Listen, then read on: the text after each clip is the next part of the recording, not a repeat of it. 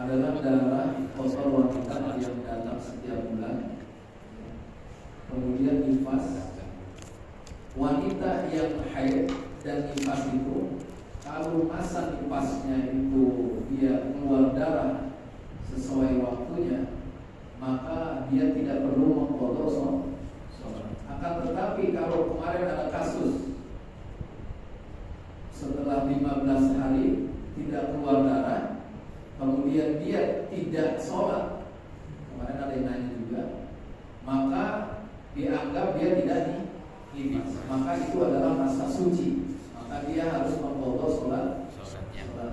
Adapun kalau dia misalnya sebelum hari 15 dia keluar darah, maka dia dianggap masa nifas.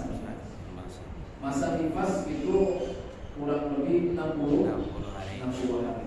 Kemudian dengan senggang tadi perkiraan di 15 hari itu antara datang sebelumnya dan sesudahnya. Kalau sebelumnya dianggap nifas, kalau sesudah 15 hari dianggap darah kotor, bukan darah nifas.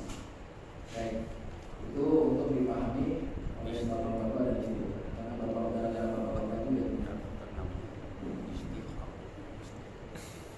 Qala al-musannif nafa'ana Allah bi'ulumihi wa asrarihi wa anwarihi fid dharain.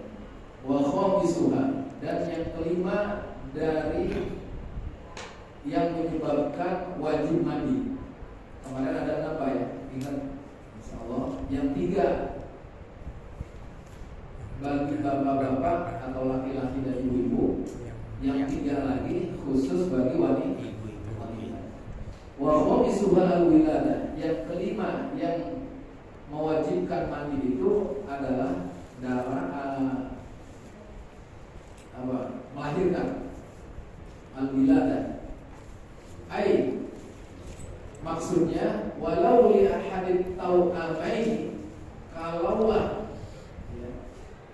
adalah salah satu daripada anak kembar itu lahir, fayajibul ghuslu bi wiladati ahadihima, maka wajib mandi besar.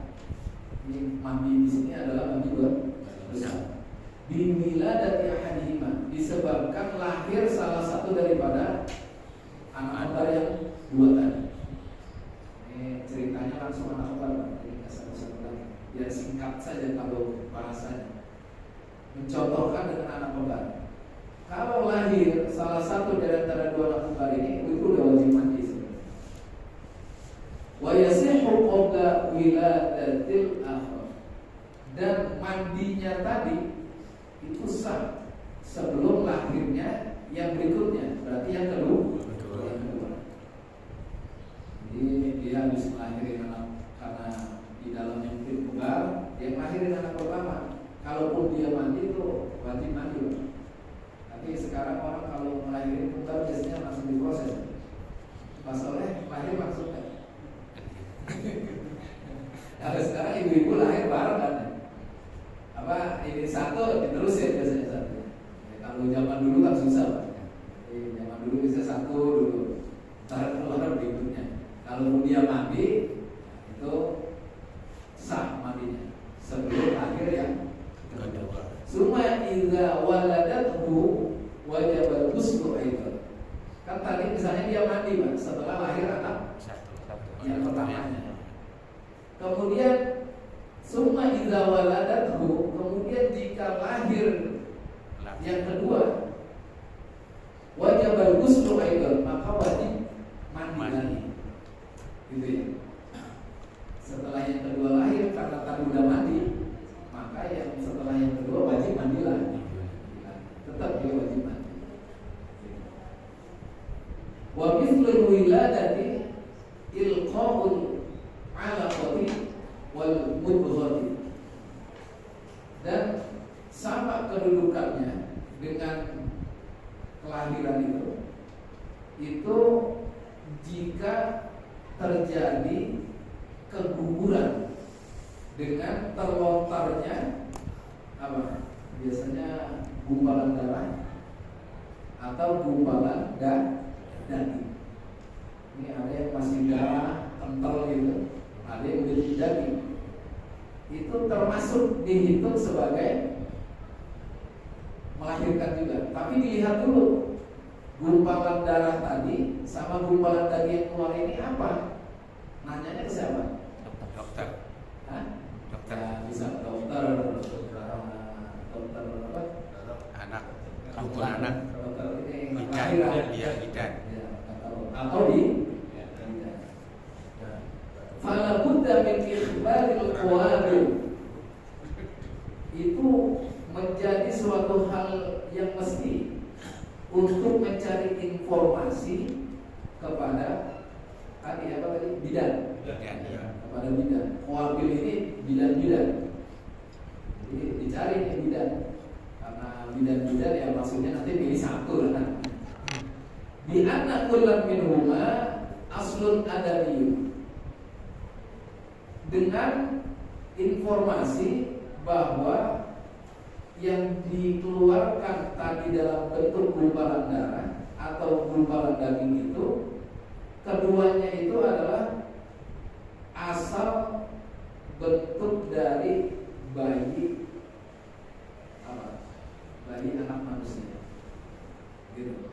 Kalau dia bayi anak manusia, gimana? Kalau bukan gimana? Wa yakfi wahidatun minhunna. Kemudian untuk mencari informasi itu cukup satu bidan saja. Enggak perlu banyak bidan, cukup satu saja.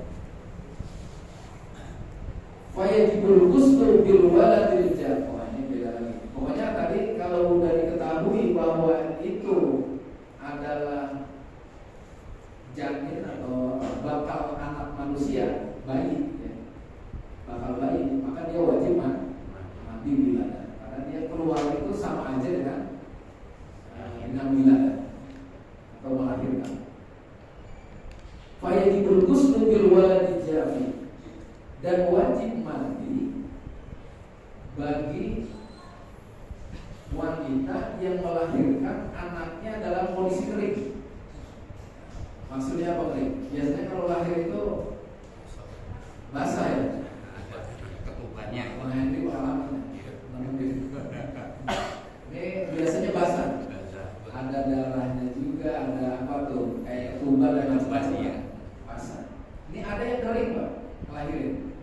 Pokoknya ini ulama jarang memang yang kering, tapi ada aja Pak. Mungkin ketubannya udah habis atau gimana. Wa illam yantaqidil wudu, maka dengan kondisi anak yang lahir dalam kondisi kering itu tidak menyebabkan batalnya wudu. Ini Bapak tahu kan, kalau keluar sesuatu dari kubur dan dubur itu membatalkan wudu. Tapi ini anak Pak, lahir. Nah anak ini kering, maka itu tidak membatalkan wudu. Tapi kalau sekarang wudunya batalkan. Dipegang biasanya sama apa? Sama bidan. Bidan walaupun perempuan dia nolongin kadang-kadang masuk juga tangannya. Iya. Itu urusan lain kan. Tapi kalau dia pakai sarung tangan sampai sini, keluar. Itu kondisinya. Tapi ada orang sebelum dibantu dia udah keluar sendiri Pak. Nanti tinggal motong hari-hari. Itu pernah kejadian seperti itu. Dulu anak saya nomor berapa ya? Nomor 3 gitu. Itu di mobil itu udah lahir karena pakai sarung, udah lahir dia udah keluar. Jadi ada yang seperti itu. Tapi kalau itu masih basah. Kalau ini bagaimana kalau kondisinya dia tidak membatalkan wudu. Wa yajuzu lizawjiha wa huwa qabla al-ghusl. Nah, ini unik lagi nih. Menarik. Dan dibolehkan bagi si suami istri ya, suami istri tersebut yang sedang melahirkan dalam kondisi kering tadi untuk apa? Berhubungan badan dengannya. Qabla al-ghusl, sebelum dia mandi. Kata istrinya kebanggaan banget itu. Itu ini pembahasan fikih, Pak. Jadi dia boleh menggauli istrinya yang lahir dengan kondisi kering, itu boleh tanpa mandi terlebih dahulu. Jadi dia nggak mandi itu boleh. Li'anna wiladata janabatun, karena sesungguhnya melahirkan tadi itu dihitung seperti kondisi orang yang jinabah. Kalau jinabah gimana? Wahia la tamna'ul waqa, karena kondisi jinabah itu tidak menghalangi atau tidak mencegah daripada dibolehkan berhubungan badan. Suami kalau habis berhubungan lanjut boleh? Boleh. Boleh tanpa mandi. Itu maksudnya. Sampai 3 kali gak boleh. Jadi gitu. Faiz segera Faiz.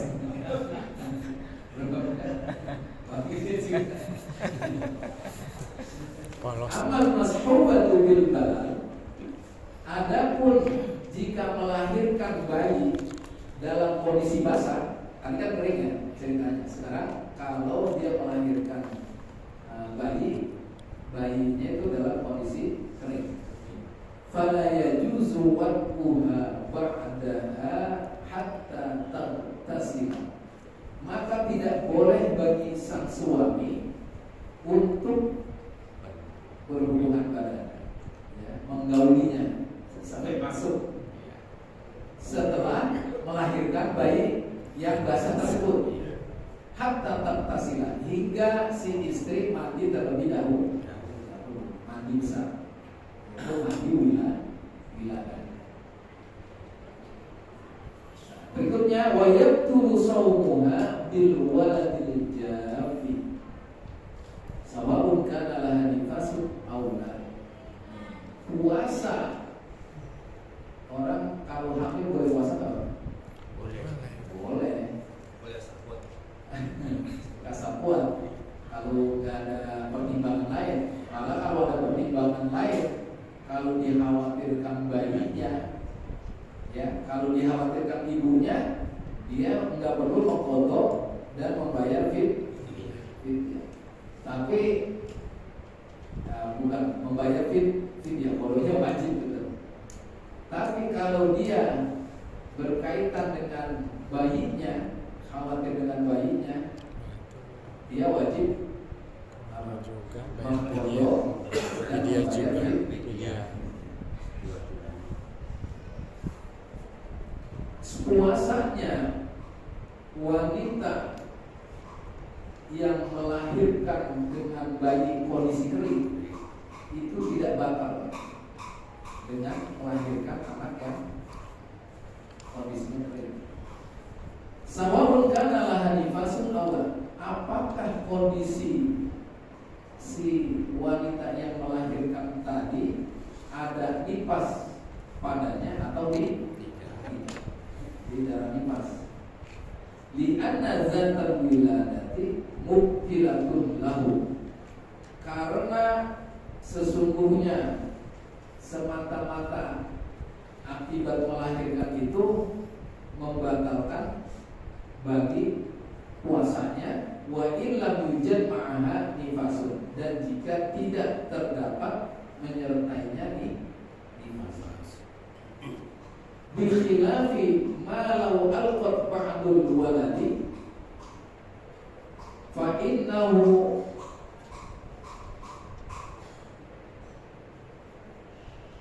salah. Tadi saya bilang batal apa tidak batal? Batal. Ya, batal puasanya. Saya khawatir tadi saya bilang nggak batal. Batal puasanya. Bikhilafi ma law alqat ba'dul waladi fa innahu yattaqidul wudu wa la yajibul ghusl.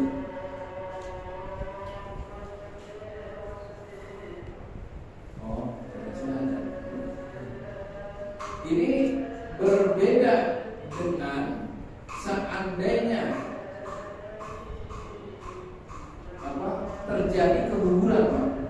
Jadi wanita itu mengalami keguguran. Ba'dal waladi, sebagian daripada anaknya. Fa innahu yantaqidul wudu, maka itu kondisi tersebut membatalkan wudu.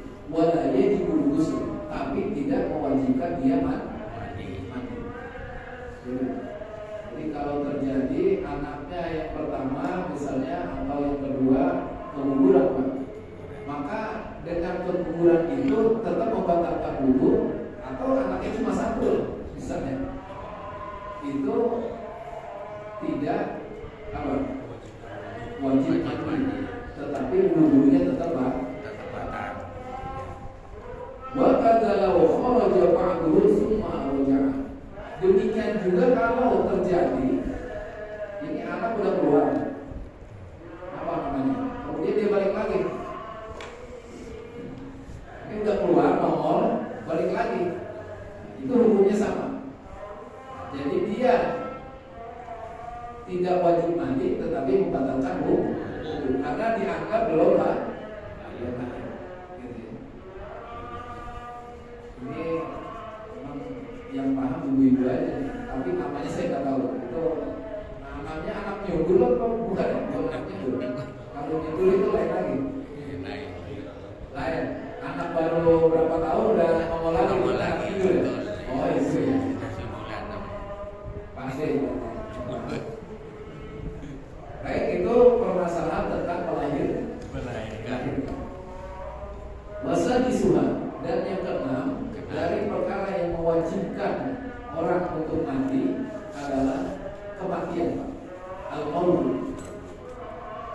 Yang wajib mandi mayit apa orang yang hidup? Yang hidup. Orang yang hidup. Kalau mayit disuruh mandi nggak ada? Nggak bisa. Nggak Dimandikan bisa, itu. Yang memandi pasti yang hidup. Jadi kematiannya itu kondisi mewajibkan untuk dilakukan mandi.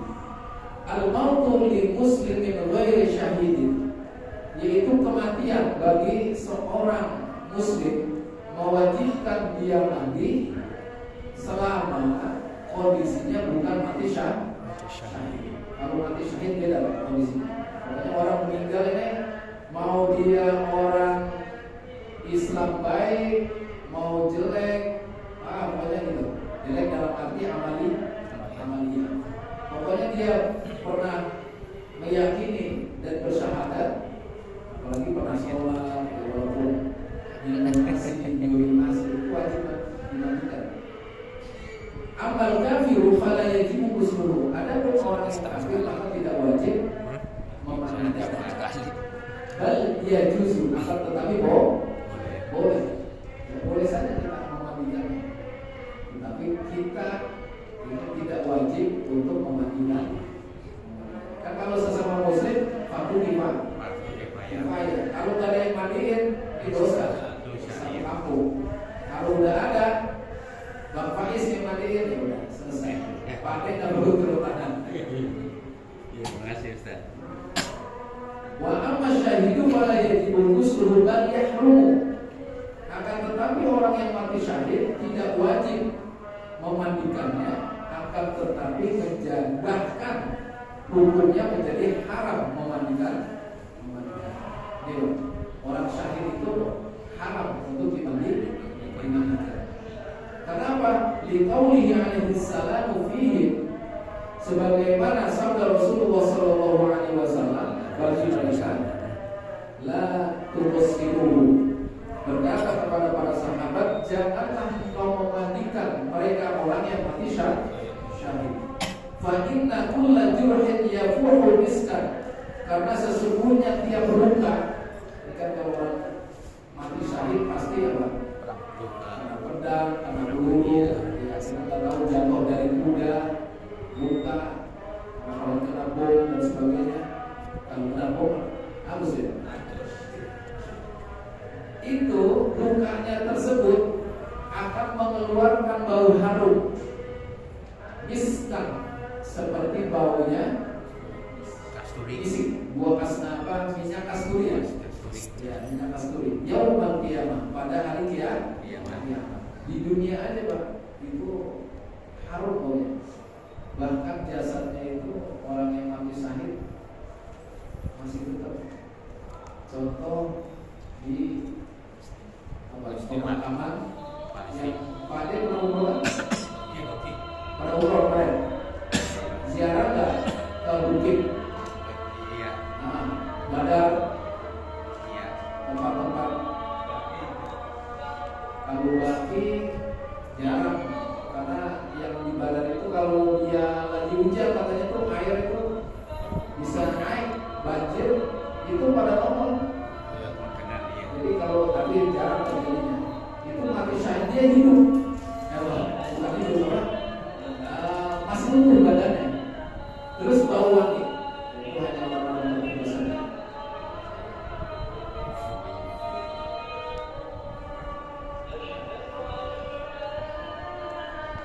Es